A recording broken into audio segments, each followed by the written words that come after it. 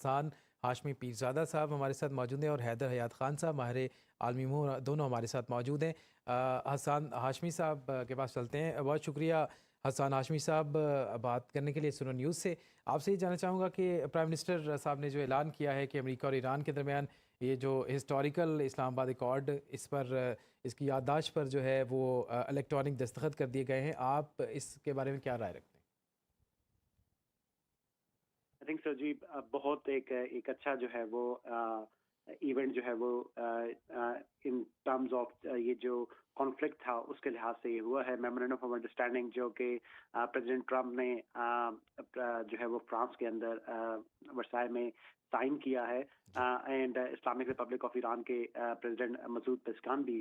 इसके ऊपर उन्होंने भी इसको साइन किया है। और जिसकी जो सबसे अच्छी बात एज अ पाकिस्तानी बात से फख्र है हमारे लिए कि इसको एज अ एंडोर्स जो है वो प्राइम मिनिस्टर शहबाज शरीफ ने एज अ मीडिएटर किया है।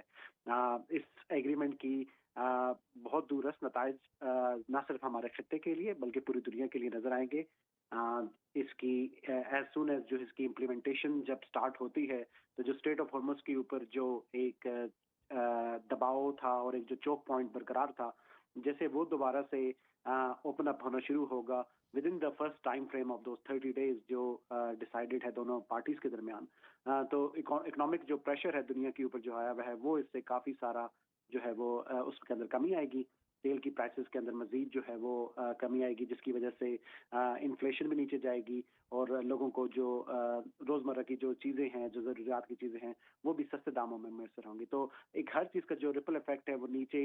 हमारी आम आदमी इकॉनमी तक भी आएगा। और अगर उसकी रीजनल जो उसके असरात देखें तो इस रीजन के अंदर एक जो आलमी जंग का खतरा था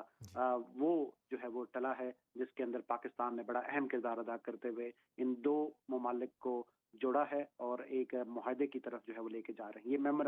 मेमोरेंडम ऑफ अंडरस्टैंडिंग है। जब इसके अंदर चीजें जो है वो आपस में दोबारा से नेगोशिएट होंगी, जो कि हमें जो 14 पॉइंट्स प्लान जो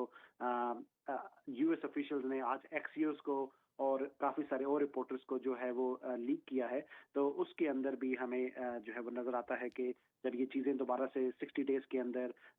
यूरेनियम मैनेजमेंट के ऊपर, 30 डेज के ऊपर, स्टेट ऑफ हॉर्मुज के ऊपर एक बातचीत जारी रहेगी, तो चीजें दोबारा से एक परमानेंट एग्रीमेंट की तरफ जाएंगी, जिसकी बाद ईरान को जो एक रिकंस्ट्रक्शन फंड है $300 बिलियन का, वो भी मैसर होगा। ईरान को जो है वो आलमी मंडियों तक रसाई भी मैसर होगी और ईरानी तेल के ऊपर जो सैंक्शंस हैं वो भी खत्म होंगे। हसन साहब हमारे साथ ही रहिएगा, हमारे साथ really appreciate what Pakistan leadership ने जो किया।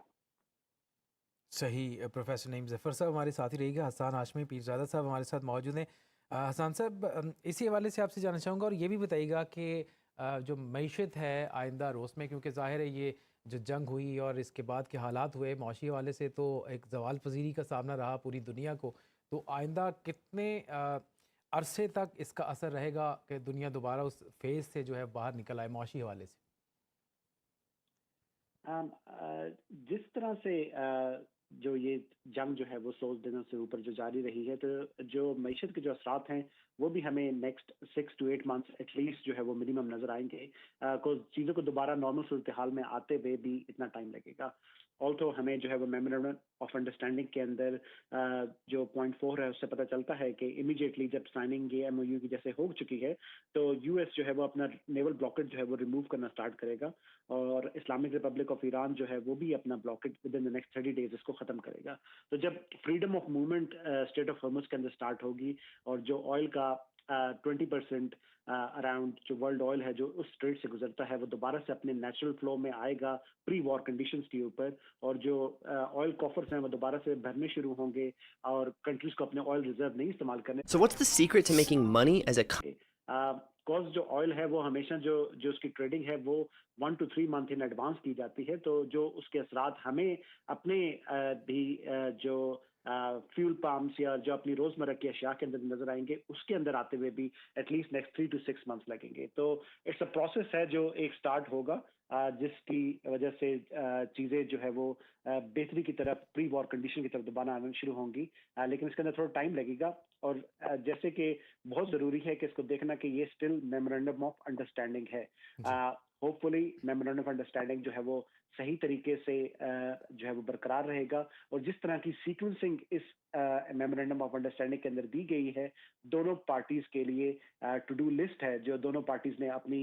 टू डू लिस्ट को पूरा करना है एक फ्यूचर प्रूफ एग्रीमेंट की तरफ जाने के लिए। आई होप कि दोनों कंट्रीज उसको जो है वो पूरी तरीके से निभाएंगी, और जो ये मुआहदा है एक मेमोरेंडम ऑफ अंडरस्टैंडिंग जो है वो एक परमानेंट लॉन्ग लास्टिंग मुआहदे की तरफ जा सकेगा एज पर जो है वो मेमोरेंडम ऑफ अंडरस्टैंडिंग के